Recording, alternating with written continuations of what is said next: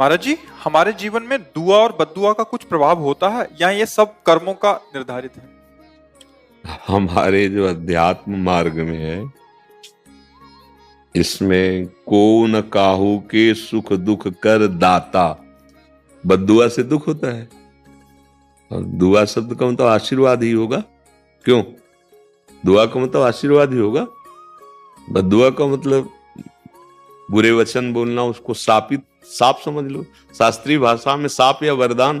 दुआ बद्दुआ का मतलब तो ऐसा ही होगा ज्यादा। तो क्योंकि उर्दू शब्द है दुआ बद्दुआ, तो मुझे लगता है दुआ का मतलब आशीर्वाद और बद्दुआ का मतलब साप जैसे ऋषि जन देते थे, या कोई कटुवचन बोलकर जाओ तुम्हारा बुरा हो, ऐसा। तो हम शास्त्रीय भाषा की बात कहते हैं। को न काहू के सुख दुख कर दाता, और निज कृत कर्म भोग सुन भ्राता। कोई किसी को सुख दुख नहीं देता, अपने कर्म ही अपने को सुख दुख देते हैं। जैसे आप यहां चल करके आए, भावना कि भगवान के दास, जो भगवान के स्वरूप, भगवान के निजजन, आज हम संत दर्शन करेंगे, आज संत संग करेंगे।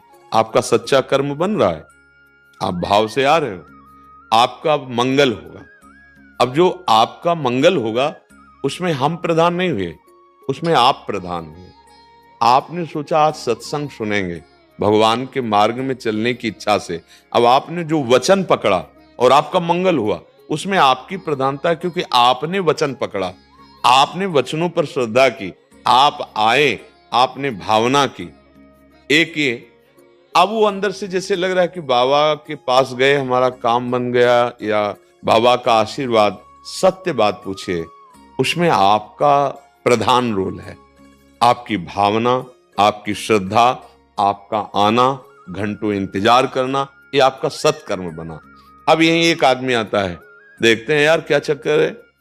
अब वो आया वहीं जहां कईयों को आनंद और शांति मिली, अब वो अशांत होकर निंदा करके अपने कर्म बिगाड़ कर दुख। तो क्या यहां से बद्दुआ उसको मिली? क्या यहां से दुआ मिली? नहीं।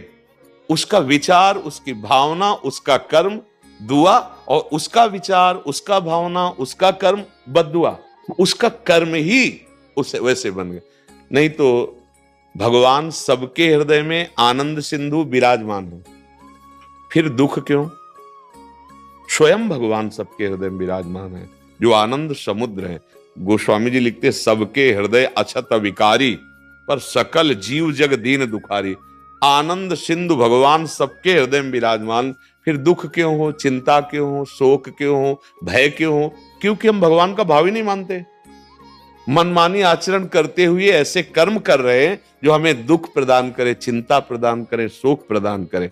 हाँ, भगवान के आश्रित होकर हम ऐसे कर्म कर रहे हैं जो हमें सुख प्रदान करे, निश्चिंतता प्रदान करे और भगवत आनंद प्रदान करे। मुझे लगता है पूरे जब हम फाइनल पे पहुंचते तो अपना ही कर्म सुख और दुख देने वाला है। कह नहीं, हमारे ऊपर गुरु जी की बड़ी कृपा है। तो वो कृपा तब हुई ना जब आपने श्रद्धा की, आपने वचन माने, आप उनकी शरण में गए, आप उनकी बात के अनुसार चले। तो इसमें मूल कौन हुआ? आप हुए। अगर आप ना माने, आप अश्रद्धा कर